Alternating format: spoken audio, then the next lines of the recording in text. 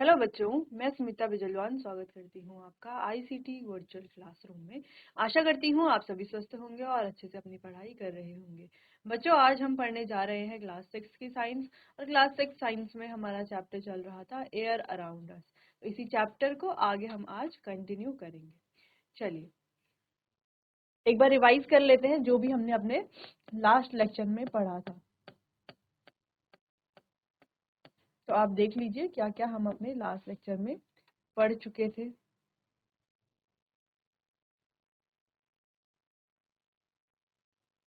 तो सबसे पहले हमने एयर की प्रॉपर्टीज के बारे में बात की थी कि एयर की क्या क्या प्रॉपर्टीज है। इसके बाद हमने इन प्रॉपर्टीज को क्या किया था, एक एक करके समझा था कि जैसे एयर क्या है, मैटर कहलाई जाती है, यानी कि इसमें मास होता है और ये स्पेस भी ऑक्यूपाई करती है। तो ऐसा क्यों होता है ये भी हमने डिस्कस किया था एक्सपेरिमेंट से। साथ ही एयर जो है एक्सर्ट करती है प्रेशर को, यानी कि प्रेशर एक्सर्ट करती है। तो कैसे करती है, ठीक है, इसके बारे में हमने बात कर ली थी, ये हमने एक्टिविटी देख ली थी। साथ ही नेक्स्ट हमने टॉपिक पढ़ा था, एक एक्टिविटी हमने यहाँ पर परफॉर्म की थी जिसमें हमने देखा था कि कैसे ऑक्सीजन जो है बर्निंग की प्रक्रिया में सपोर्ट करती है। नेक्स्ट यहाँ पर हमने फ्लो चार्ट पढ़ लिया था जहां पर सारी प्रॉपर्टीज के बारे में हमने पढ़ लिया था एक साथ। ठीक है, तो कुछ और पॉइंट्स हमने डिस्कस कर लिए थे और लास्ट लेक्चर में हम डिस्कस कर रहे थे कि एयर जो है वो किससे मिलकर के बनी हुई है। ठीक है,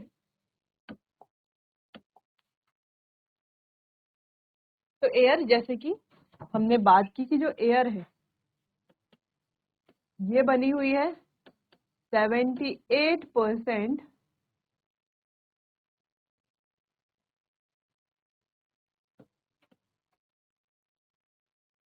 नाइट्रोजन से, 21%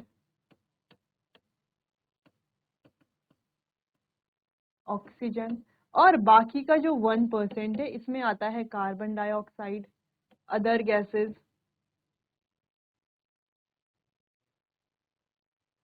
ठीक है, कार्बन डाइऑक्साइड आता है, अदर गैसेस आती हैं, इसके अलावा डस्ट आता है, स्मोक आता है, वाटर वेपर भी, वाटर वेपर भी।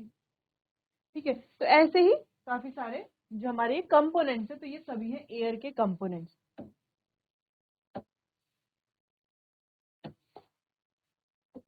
नेक्स्ट, तो वायु की संरचना जो कि हमने देख लिया था,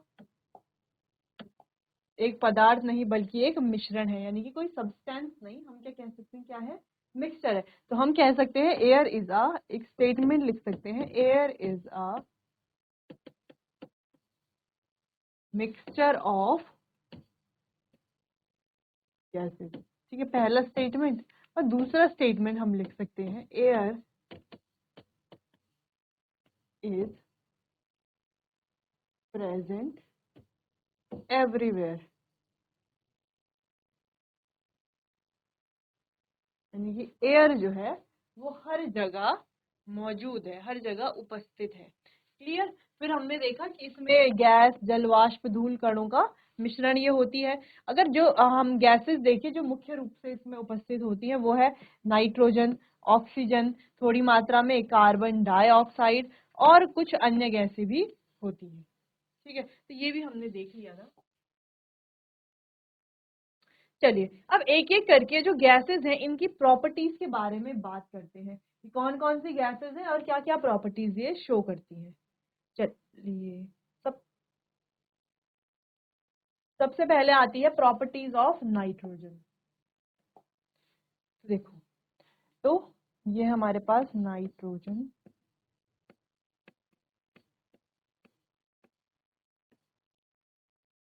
इसकी प्रॉपर्टीज के बारे में बात करते हैं।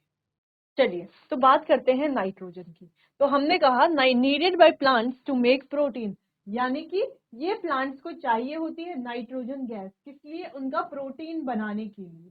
क्लियर। अच्छा, हम जानते हैं नाइट्रोजन प्रेजेंट होती है 78%। ठीक है, 78%, कहीं कहीं बुक्स में आपको ये 79% भी दिख सकता है। तो लगभग 78 to 79% ये होती है, तो सिंपली आप 78% ही माने इसे। चलिए, स्लाइटली सॉल्युबल इन वाटर, तो ये पानी में क्या होती है, थोड़ा बहुत घुलनशील होती है, स्लाइटली हम कह रहे हैं। अगला, डू नॉट सपोर्ट बर्निंग, तो ये दहन की प्रक्रिया में किसी भी प्रकार से कोई सहायता नहीं करता। Clear, not essential for breathing, और सांस लेने के लिए भी ये एसेंशियल नहीं है। ठीक है,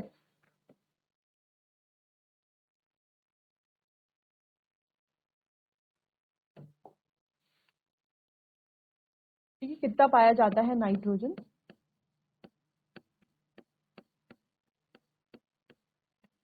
78%। ठीक है, फिर हमने बात की कि स्लाइटली सॉल्युबल है ये पानी में, प्लांट्स को चाहिए होता है प्रोटीन बनाने के लिए, बर्निंग में ये सपोर्ट नहीं करती, डू नॉट सपोर्ट। ठीक है, जब बर्निंग की प्रक्रिया होती है, जैसे मान लेते हैं हम ये कैंडल क्या कर रहे हैं, बर्न कर रहे हैं, ठीक, ये कैंडल जल रही है। अब यहाँ पर इस प्रोसेस में चाहिए होती है ऑक्सीजन। अब यहाँ पर तो आ रही है एयर भी, और एयर में ऑक्सीजन तो होती है लेकिन नाइट्रोजन भी तो होती है। ठीक है, तो ये जो नाइट्रोजन है ये बर्निंग में कोई सपोर्ट नहीं करती, सिर्फ और सिर्फ ऑक्सीजन जो है वो बर्निंग की प्रोसेस में सपोर्ट करेगी। दूसरी चीज, ये ब्रीदिंग के लिए भी एसेंशियल नहीं है। ठीक है, जब हम सांस लेते हैं तो उसके लिए भी सिर्फ ऑक्सीजन और कार्बन डाइऑक्साइड है, यानी कि ऑक्सीजन हम इनहेल करते हैं और कार्बन डाइऑक्साइड एक्सहेल करते हैं। क्लियर इतना? चलिए, तो ये पॉइंट्स आप नोट कर लीजिए नाइट्रोजन के बारे में।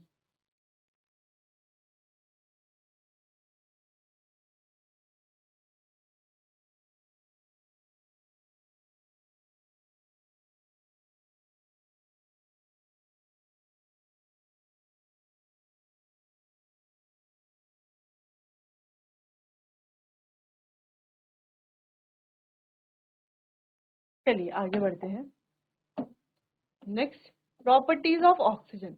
अब ऑक्सीजन की प्रॉपर्टीज के बारे में बात करते हैं। ऑक्सीजन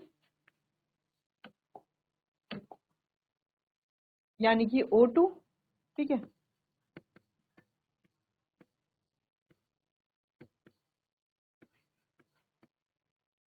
और ये ऑक्सीजन प्रेजेंट होती है 21%। ठीक है, कितनी, 21%। सपोर्टर ऑफ कंबशन, अब ये जो प्रोसेस है, ये जो ऑक्सीजन है, ये कंबशन की सबसे बड़ी सपोर्टर होती है। ठीक है, तो जब भी कंबशन होगा, किसी भी चीज का दहन होगा, तो उसके लिए सबसे इंपॉर्टेंट है ऑक्सीजन। जैसे कहीं पर भी अगर आग लगी है, मान लीजिए यहाँ पर हमने कुछ लकड़ियां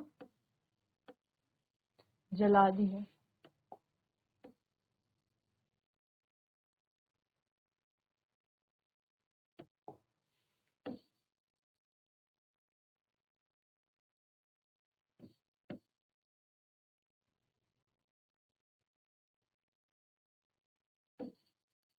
ठीक है, कुछ लकड़ियां हमने जलाई है यहाँ पर, तो यहाँ पर सबसे इंपॉर्टेंट क्या है इसके लिए, सबसे इंपॉर्टेंट है इसके लिए ऑक्सीजन।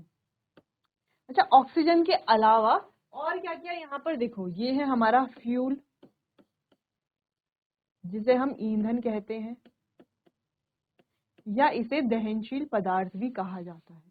अब ये जलेगा कैसे, जब इसे ऑक्सीजन की पर्याप्त मात्रा मिलेगी। ठीक है, चलिए अगला है एसेंशियल फॉर रेस्पिरेशन, यानी कि जब हम सांस लेते हैं, ब्रीथ करते हैं, उसके लिए ऑक्सीजन बहुत ज्यादा इंपॉर्टेंट है। हम जानते हैं कि जो हम ह्यूमन बींग्स हैं, हम क्या करते हैं,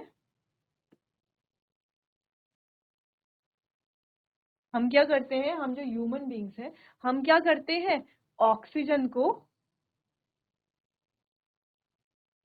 इनहेल इनहेल करते हैं और कार्बन डाइऑक्साइड गैस को एक्सहेल करते हैं, यानी कि बाहर छोड़ते हैं। तो जब हम सांस लेते हैं, तो वैसे तो हम पूरी एयर ले, लेकिन एयर का जो कंपोनेंट है, जो मेन कंपोनेंट ना भी बोले हम कहें, एयर का जो कंपोनेंट है जो रेस्पिरेशन के लिए इंपॉर्टेंट है, वो है ऑक्सीजन। ठीक है, अगला है स्लाइटली सॉल्युबल इन वाटर। अब देखो, इसको तो हम समझ सकते हैं कि जो ऑक्सीजन है ये पानी में कैसी होती है, घुलनशील होती है, स्लाइटली सॉल्युबल होती है। इसे हम कैसे समझेंगे, देखो हमें क्या करना है, एक कोई पैन लेना है और इस पैन में ले लेना है पानी। अब इस पैन को रख देना है गैस के ऊपर फ्लेम में। अब कुछ टाइम बाद हम क्या देखेंगे, ये जो पानी है ये बॉयल होना स्टार्ट होगा, ठीक है। तो जब बॉयल होता है पानी तो आपने एक चीज नोटिस करी होगी, इसमें बबल्स होते हैं, इसमें बबल्स उठते हैं, नीचे से छोटे छोटे बबल्स आते हैं, फिर ऊपर जो है बड़े बड़े बबल्स बनने लगते हैं। तो ये जो बबल्स बनते हैं यहाँ पर क्या बनते हैं, गोल गोल बबल्स बनते हैं, यानी कि बुलबुले बनते हैं। तो ये जो बुलबुले होते हैं, ये बुलबुले किसके होते हैं, ये ऑक्सीजन के ही बबल्स होते हैं, जिससे हमें ये पता चलता है कि ऑक्सीजन जो है वो पानी में घुली हुई होती है, ठीक है। अब क्योंकि देखो पानी में रहने वाले जो फिशेज हैं या जो भी हमारे अदर एक्वेटिक एनिमल्स हैं, एक्वेटिक एनिमल्स कहें, ऑर्गेनिज्म कहें, या प्लांट्स हैं, प्लांट्स है, सभी हैं जो भी हैं, तो ये सभी इनहेल क्या करते हैं, एक्वेटिक है या मैरीन है, मेराइन है, ठीक है। तो ये जो भी हमारे एनिमल्स हैं, प्लांट्स हैं, ये सभी ऑक्सीजन ही इनहेल करते हैं। तो ऑक्सीजन कैसे इनहेल करेंगे, जब ये तो पानी के अंदर रहते हैं, तो पानी में ऑक्सीजन घुली हुई है, उसी को ही ये यूज करते हैं। क्लियर।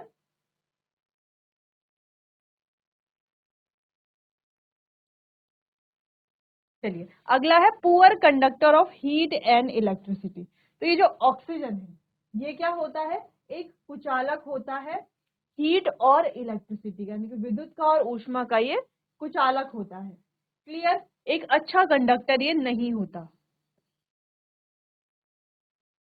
कुचालक।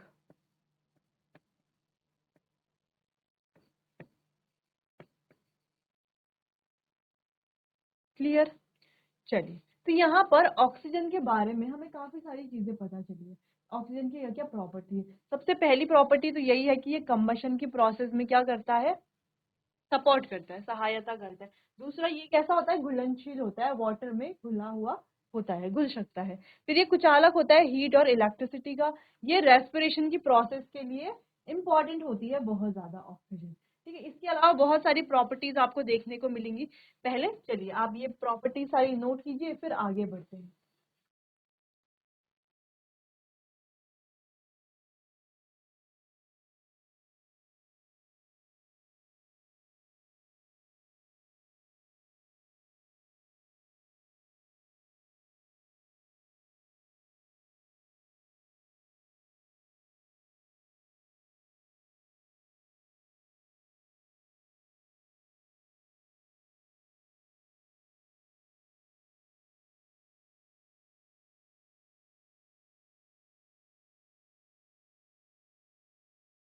चलिए इसके अलावा कुछ और प्रॉपर्टीज भी हैं, जैसे कि ये होती है कलरलेस,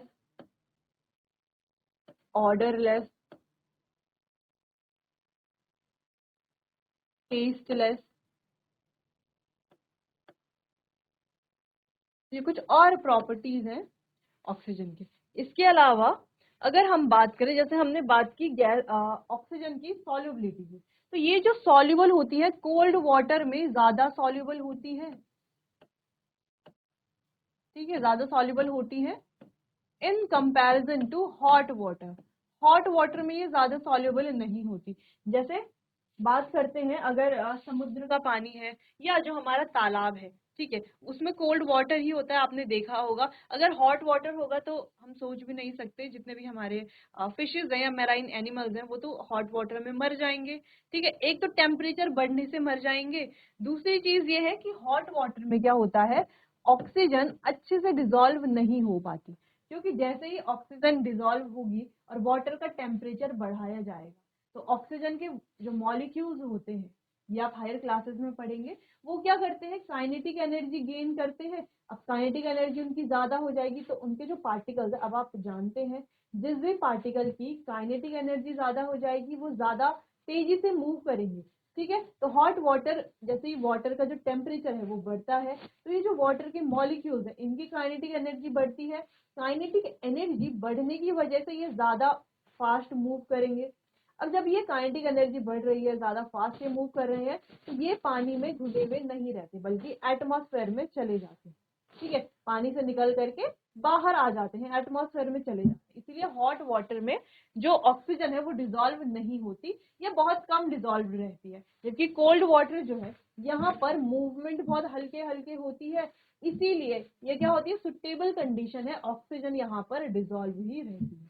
ठीक है, तो कोल्ड वाटर में ऑक्सीजन डिजोल्व रहती है जबकि हॉट वाटर में नहीं रहती। जैसे हमने यहाँ पर भी देखा कि वाटर को हम बॉईल कर रहे हैं, तो ये जो बुलबुले हैं वो ऑक्सीजन के बुलबुले हैं। ठीक है, वहां से क्या हो रहा है, ऑक्सीजन गैस पूरी बाहर निकल जाती है, क्योंकि उनके जो मॉलिक्यूल्स हैं वो क्या करते हैं, काइनेटिक एनर्जी को गेन करते हैं। और काइनेटिक एनर्जी क्या होती है, मूव करने की जो एनर्जी है। अगर हम भी मूव कर पा रहे हैं तो हमारे पास भी क्या है, काइनेटिक एनर्जी है। क्लियर, जैसे हम कहें कि कोई बॉल मूव कर रही है एक जगह से दूसरी जगह, तो उसके पास क्या है, काइनेटिक एनर्जी है, लेकिन जब वो मूव नहीं कर रही मतलब काइनेटिक एनर्जी नहीं है। क्लियर, चलिए, तो यहाँ पर कई सारी प्रॉपर्टीज हमने देख ली हैं ऑक्सीजन की, इतना आप नोट कीजिए, फिर आगे बढ़ते हैं।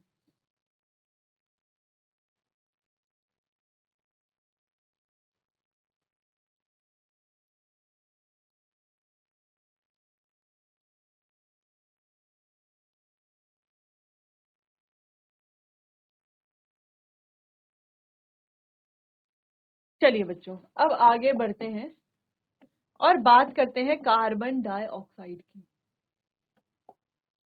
चलिए, तो ये जो कार्बन डाइऑक्साइड है,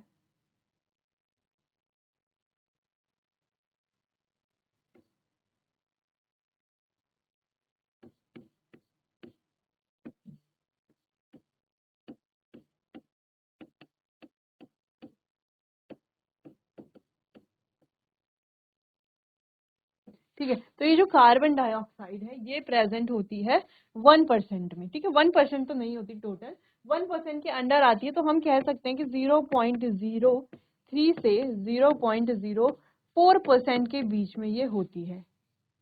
अब ये भी कैसी है, टेस्टलेस है और कलरलेस। चलिए, कुछ और, neither Burns nor support burning, ये तो ना जलती है ना ही जलने की प्रक्रिया में कोई भी समर्थन या सहायता करती है। ठीक है, जैसे हमने ऑक्सीजन की बात की थी, तो ऑक्सीजन तो सपोर्ट करती है बर्निंग में, लेकिन नाइट्रोजन और कार्बन डाइऑक्साइड दोनों ही बर्निंग के प्रोसेस में सपोर्ट नहीं करते, बल्कि कार्बन डाइऑक्साइड तो आग को बुझाने के लिए काम किया जाता है, यूज किया जाता है। अगला है मॉडरेटली सॉल्युबल इन वाटर, तो थोड़ा बहुत ये भी मॉडरेटली सॉल्युबल होता है वाटर में। अगला, green plants need carbon dioxide to make food, तो ग्रीन प्लांट्स को कार्बन डाइऑक्साइड चाहिए होता है खाना पकाने के लिए। स्लाइटली सार इन टेस्ट, ठीक है, यानी कि ये स्वाद में हल्का खट्टा होता है। ठीक है, सार यानी कि खट्टा। अब एक बात यह है, जैसे हमने कहा कि जो ग्रीन प्लांट्स हैं उन्हें उन्हें चाहिए होती है कार्बन डाइऑक्साइड, और ये प्लांट्स देते हैं ऑक्सीजन जो हम ह्यूमंस इनहेल करते हैं, और हम ह्यूमंस एक्सहेल करते हैं कार्बन डाइऑक्साइड जो काम आती है इन प्लांट्स के। क्लियर इतना? चलिए, अब ये जो कार्बन डाइऑक्साइड है, गैस है, ये कैसी है, पॉइजनस गैस है,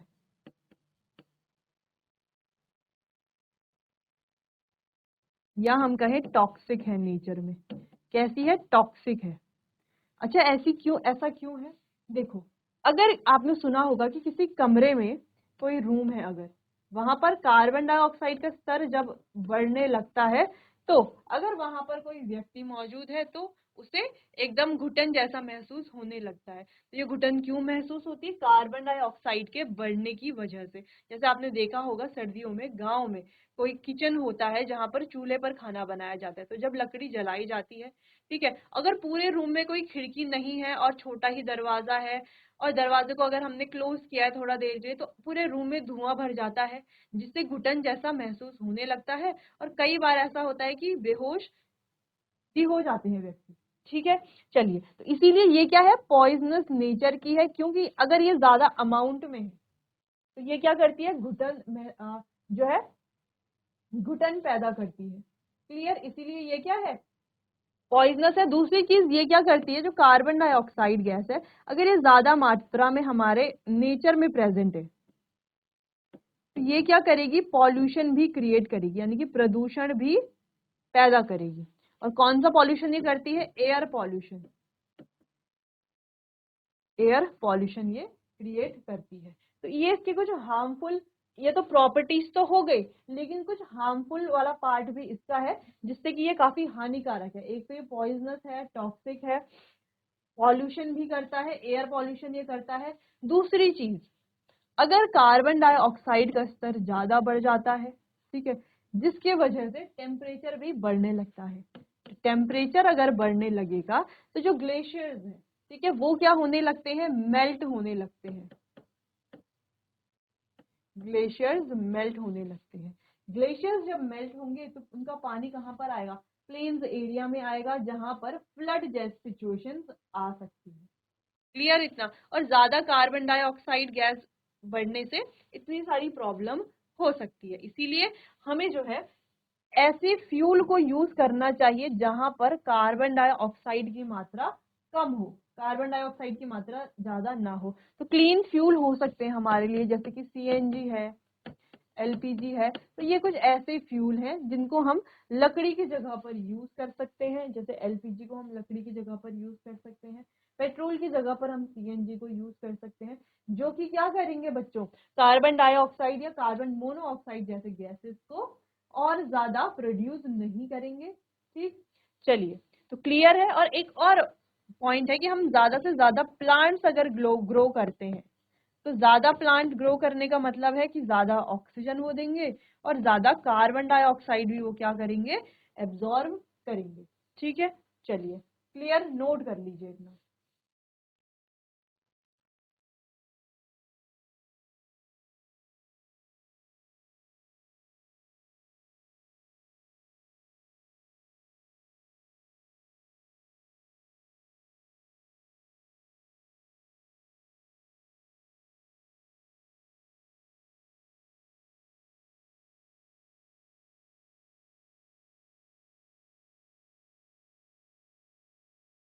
चलिए, क्लियर है इतना, आगे बढ़ते हैं, स्मोक की बात करते हैं, यानी कि धुआं, इसकी प्रॉपर्टीज के बारे में बात करते हैं। अब ये भी क्या है, बाकी के 1% में आता है। ठीक है, अगर हम धुएं की बात करें तो ये हमेशा ही हार्मफुल है। ठीक है, ये कभी भी यूजफुल तो है नहीं। ठीक है, तो इट इज ऑलवेज हार्मफुल, यानी कि हमेशा ही हानिकारक है। अब क्यों हानिकारक है, क्योंकि ये कॉज कर सकता है बहुत सारी रेस्पिरेटरी डिजीजेस को, यानी कि श्वास संबंधी कई सारी प्रॉब्लम्स को, कई बीमारियों को ये पैदा करता है। Produced by burning of fuels, तो जब हम फ्यूल्स को जलाते हैं, जैसे लकड़ी है, पेट्रोल है, तो ये हमारे कुछ फ्यूल्स हैं जिनका हम काफी उपयोग करते हैं। तो इनको जब हम जलाते हैं तो ये जो है स्मोक, यानी कि धुआं जो है वो प्रोड्यूस होता है। अब धुआं भी अलग अलग प्रकार के होते हैं कुछ।